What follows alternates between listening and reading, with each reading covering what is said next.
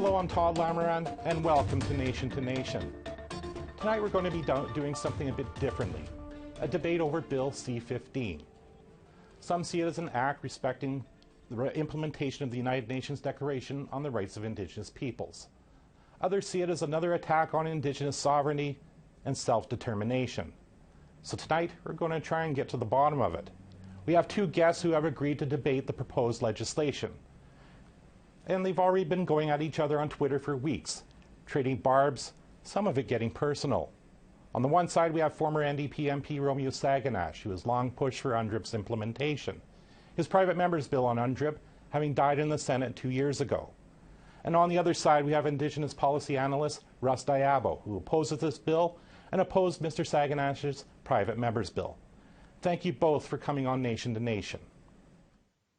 Thank you. Now, here are the rules. We're going to begin with a 90-second opening statement from each of you. This will be followed by a round of questions from me, and you'll each get 1 minute to answer and a minute to respond. We'll end with a 45-second closing statement from each of you. So is everyone ready? Yes. Okay, Mr. Saganash, we're going to begin with you and your opening statement. Why do you support the bill? Well, thank you, Todd, for the invitation to debate this legislation.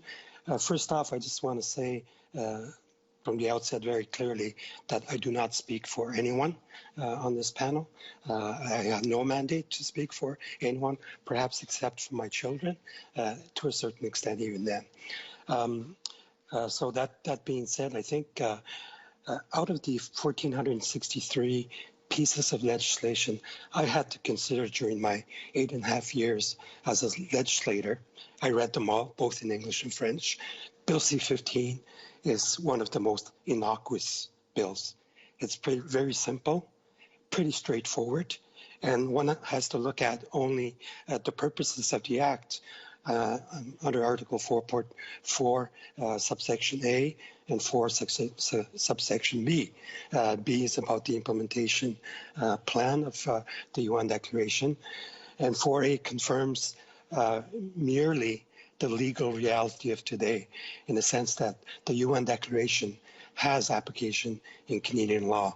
And courts and tribunals have used and referenced the UN Declaration on the Rights of Indigenous in the past. They'll continue to do so with or without Bill C-15. So I think that's why I say that the bill is pretty straightforward and pretty simple, in the sense that it merely confirms the legal reality of today. Mr. Diabo, it's your turn. Your opening statement on why you don't support the bill. Well, I don't support the bill because, and again, I'm speaking for myself here also. I don't support Bill C-15 because, first of all, it doesn't implement the UN Declaration as many are purporting. Secondly, it was developed in a time of a pandemic after only 6 weeks engagement process. Thirdly, it's many focus on the flowery preamble. The preamble does have interpretive weight, but it's not legally binding. And if you look at Section 2 of the bill, it implements basically the common law interpretation in Canada, basically Section 35 of the Constitution Act 1982, which is heavily dependent on the doctrine of discovery. And the main purpose really of the bill is Section 6, the development of an action plan to implement the UN Declaration in the future. And we don't see what the action plan is now. That will only be revealed after the bill becomes law. And it'll basically be with what the federal government calls key groups, the national indigenous organizations and modern treaty groups, and others that they add on after that. So, the action plan itself, we don't know what's going to be in it, but we really can't divorce, in my opinion, we can't divorce looking at the action plan and Bill C-15 from what the Liberal government has done for the last 6 years, which is to implement a top-down secretive approach. Okay, Mr. Diabo, we're out of time. Thank you for that. And I want to thank both of you. We're going to have a short break, and when we come back, then we'll get into the debate on Bill C-15.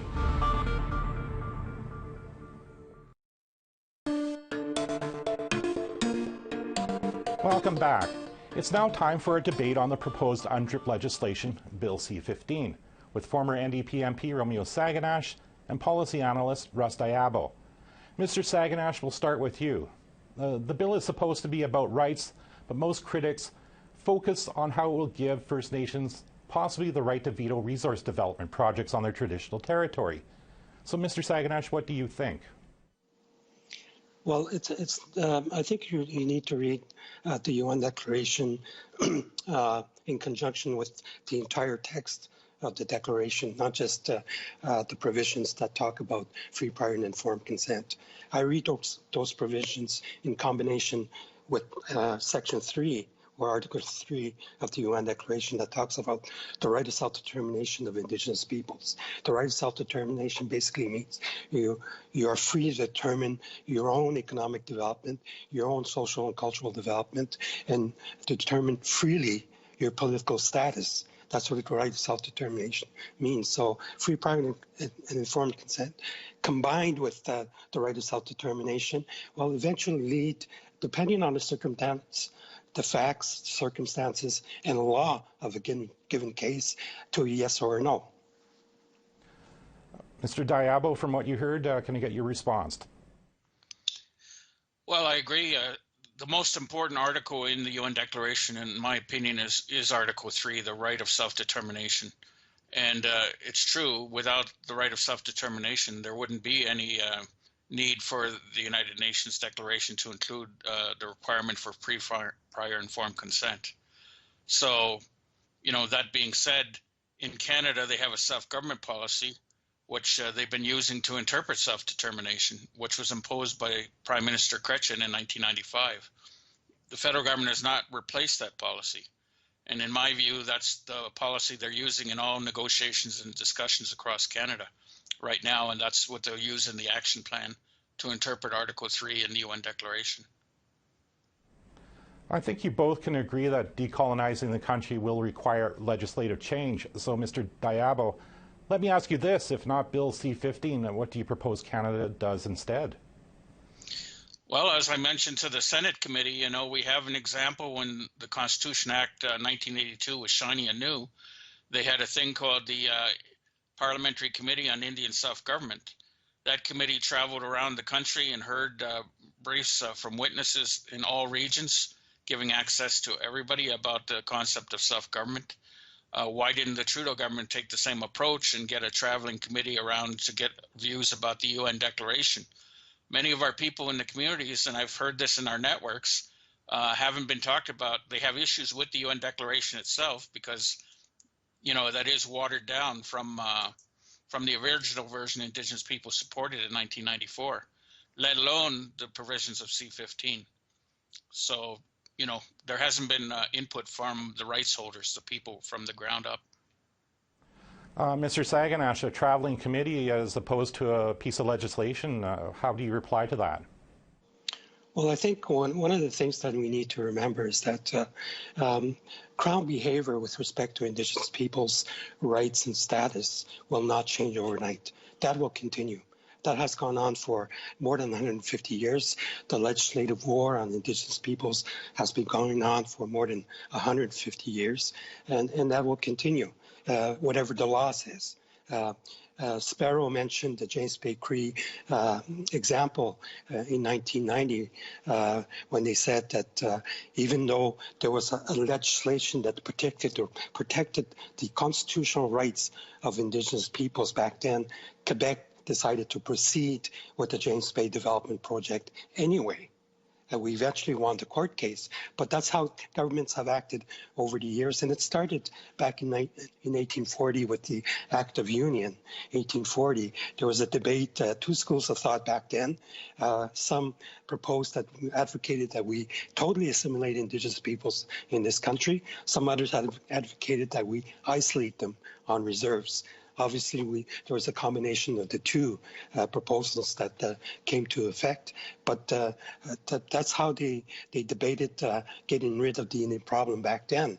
We still have an Indian problem in this country, and we still have to continue to fight. But I prefer, rather than I'm sorry, Mr. Sagan, I'm sorry, you're out of time. I'll have to move on to the next, but this question is for you, Mr. Saganash. One of the bill's weaknesses is that it's the only way to know how successful it is or isn't is an annual report. Federal government ignores reports critical of it all the time. So why should people support a flawed, rushed law that could be substantially improved? Well, I think going back to Russ, to what Russ was saying about the action plan, that we don't know what it is. If you read between the lines of the development of this action plan, they provided initially 3 years. And now it has been changed to 2 years. The legislative intent behind that is that they know, I think, that this is going to be complicated. The diversity of context, political and legal context in this country with Indigenous peoples is very diverse, and they have to take that into consideration. The James Bay Cree in Northern Quebec might prioritize treaty implementation, whereas the BC Indigenous groups might prioritize recognizing the traditional forms of government in that action plan as a priority. So it's going to differ from region to region, from groups to groups, and nations to nations. And I think that's how I understand that legislative intent behind the 3 years and now 2. Okay, thank you. Mr. Diabo, your rebuttal to anything you've heard so far? Well, you know, in 2017, the Trudeau government imposed 10 principles for Indigenous relationships without consultation or consent. Added to that, in 2018, 2019, they dissolved the Department of Indian Affairs and created 2 new Indigenous departments. They're now operating under a definition of Indigenous governing bodies, which includes First Nations, Métis, and Inuit. They haven't repealed the Indian Act, so here they are making changes through the back door, which will affect First Nations rights. And the diversity goes beyond First Nations. It includes the differences between First Nations, Métis, and Inuit. And, you know, it is going to be complex. It will take more than 2 years, I think. And also the federal government's in charge of the process of developing the action plan, more than just an annual report. All they have to do is consult and coordinate with. It doesn't mean they have to accept.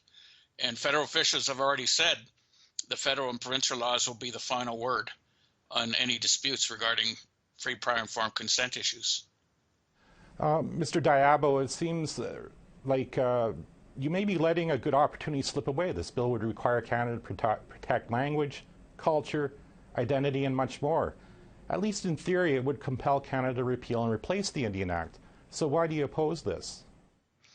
Well, there's been witnesses before the, most recently before the Senate committee, lawyers who have said Bill C-15 is not technically required because Canada, you know, the UN Declaration, international standards already apply to Canada. My own view is that, you know, a bad law, no law is better than a bad law. And Bill C-15, in my opinion, is a bad law. And they should go back and start over and talk to the rights holders from the ground up. When the pandemic, you know, abates and, you know, there's more room for people to meet in gatherings to discuss these issues, because this is going to have intergenerational effects. And it's wrong to do it during a pandemic. Mr. Saganash, I guess one final rebuttal. You heard no law is better than a bad law. How do you respond? Well, I think Russ mentioned the fact that some lawyers have mentioned in the Senate committee that this C-15 is not required. I think he's saying the same thing as I said initially, that this law merely confirms the legal reality of today. Courts have referenced the UN Declaration in the past. They will continue to do so. In fact, as early as 1987, in the Public Service Employees Act reference case to the Supreme Court, Chief Justice Dixon, in that case, said that international instruments, and he enumerates them, declarations, conventions, treaties, judicial and quasi-judicial decisions of international tribunals are all relevant and persuasive sources to interpret domestic law. So it's the international instruments that will inform constitutional law and not the opposite as some have suggested. Okay, well, that's it for our question round. Thank you to both of you. Mr. Diabo, I'll go back to you and we'll get your closing statement. Well, as I said, Bill C-15 is heavily based on Section 35 and the doctrine of discovery law over the case law of the Supreme Court over the last 30 years. They have amended the flowery preamble to, include repudiation of concepts of racial superiority, like the doctrine of discovery, but they haven't put it in the main section of the bill, like in Section 2 on the rights of Indigenous peoples. The first recommendation of the Royal Commission on Aboriginal Peoples is for Crown governments and courts to stop relying on the racist colonial doctrines of discovery and terra nullius. Canada has refused to amend this bill to put that right in the body of the law. And to me, that indicates that they intend to maintain the colonial status quo, which they'll control through the action plan process, as the federal government. Okay, thank you, Mr. Diabo. Mr. Saganash, your closing statement. Well, I have a completely different read of Section 2, subsection 2 of Bill C-15.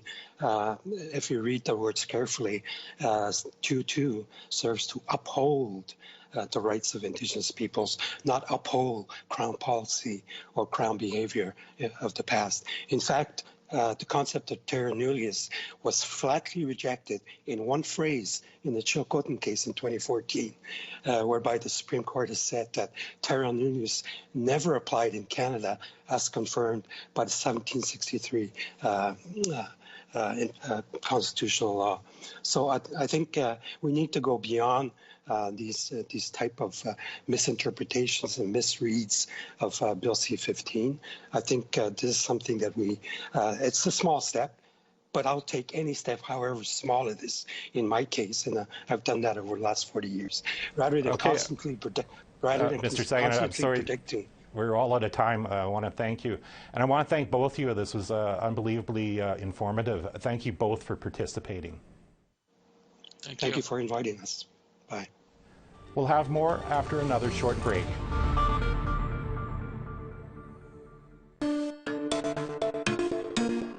Welcome back. The Conservative Party has made no bones over their concerns about certain parts of the UNDRIP legislation. In particular, that free, prior, and informed consent will amount to a veto over resource development. Jamie Schmell is a Conservative MP from Ontario. He's also Vice Chair of the House of Commons Committee on Indigenous Affairs and is the Conservative Shadow Minister for Crown Indigenous Relations. He joins me now to talk about Bill C-15. Welcome to Nation, Mr. Schmell. Thank you very much for having me. Good to see you again. Now, the biggest concern is the idea of free, prior, informed consent in one of the articles of the bill. But why has the Conservative Party turned what is a human rights bill into a resource development bill? Well, thank you for that great question. It's not just us saying this. We are taking the voices we're hearing at committee and through meetings separately from Indigenous groups themselves who are concerned about this piece of legislation. We, as the Conservative Party, support the goals and aspirations of UNDRIP, hands down, full stop. We do have a concern with the definition, as you mentioned, with free, prior, and informed consent. And like I said, these are groups themselves, leaders in their communities, saying this process is going a bit too fast. We still don't have definitions. Of course, industry is going to have their concerns as well, but I think this goes beyond industry. They, of course, want certainty in the process. So why not do the work? The legislative branch has a job to do, and that is to draft the legislation that has the laws of Canada, and this is our chance to do it. If we do it right, we could set the path for reconciliation a lot quicker. Of course, getting unanimous consent on any piece of legislation is nearly impossible. Now, I know you talked about the lack of unanimous consent when it comes to resource development, that one First Nation could veto and perhaps stop pipeline expansion, for example. So why do you talk about unanimous consent when we talk about getting this legislation passed, but not on resource development? Well, that's what we want to have. We want to have that definition. What does that mean? What does free, prior, informed consent mean? Is there a veto? Many groups in committee have said no. The government has said no. But if that's the case, why don't we include it in the legislation so that we are clear going forward, so that we do know a path one way or the other, and industry has that certainty. In your opinion, do First Nations have the right to say no if they feel a resource development isn't in their best interest? Well, I think that's part of the whole process that we're trying to lay out. What does this mean? Yes, absolutely. There is, and this is enshrined in the Constitution and elsewhere in court decisions as such, that there is a duty to consult, and there is a responsibility on behalf of a proponent, in the case of a resource project, to consult, to work out and have consensus in terms of going forward. But let's put that in the legislation so it is clear going forward. We have groups, Indigenous-led groups, resource groups, businesses that are saying it's not clear. This could put a hamper on investment and slow investment in Canada. And we even heard in committee from Indigenous communities themselves that have a fear that without this definition, resource development and those jobs and wealth and opportunity that come with it could be slowed. And as we all know, there is a lot of competition for investment dollars right around the world. So we want to ensure that there is a process and there is clarity in that process so that everyone is on the same page. Well, let's say that sometime in the near future, I'm assuming the Conservative Party wants to form government. And when you do, and Bill C-15 is now law, what will a Conservative government do with this legislation? Well, I think a lot, I guess it depends on the process. Has it been received royal assent? I guess that's the big question before the next election. Personally, judging by the process that's being taken and the fact that no opposition party wants an election, I think it's fair to say that it probably will be given royal assent.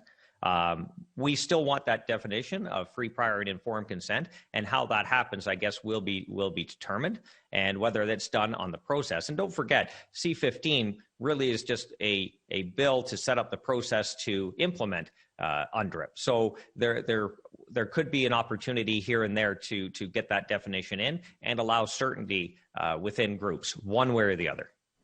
So what you're saying is if a Conservative government inherited this piece of legislation, it would go forward with the action plan, the 3-year action plan?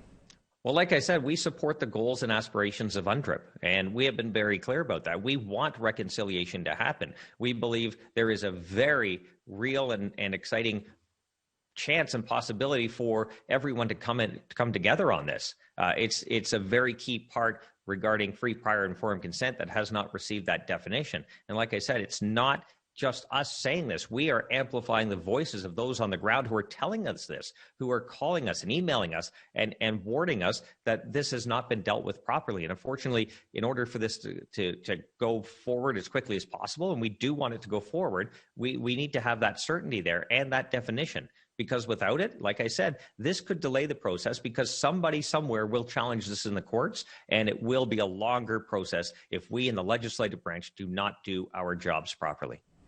Okay, Mr. Schmiel, I want to thank you for your time. Thank you for having me. Always a pleasure.